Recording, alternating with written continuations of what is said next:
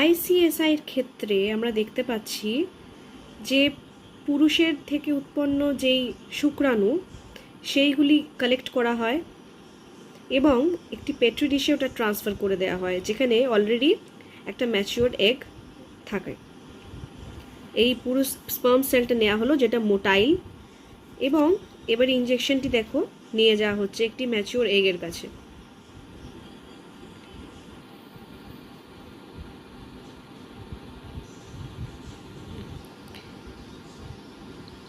আমরা দেখতে পাচ্ছি স্পার্ম সেলস আর বিং সেন্ট কিন্তু দেখো জোনা পেলিসিডা লেয়ার দেখা যাচ্ছে ওভামের, ওটার ভেতর দিয়ে পিয়ার্স করে সেটাকে ট্রান্সফার করানো হবে।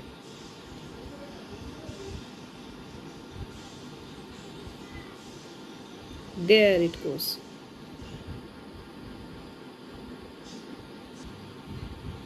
That's it. The last one is artificial insemination by AI. Artificially, মানে semen from husband or a healthy donor is artificially introduced into the uterus, ঠিক আছে? এটা হলো AI বা artificial insemination, আর এইটি করা হয় থ্রু IUI, ইন্ট্রা ইউটেরাইন ইনসেমিনেশনের মাধ্যমে।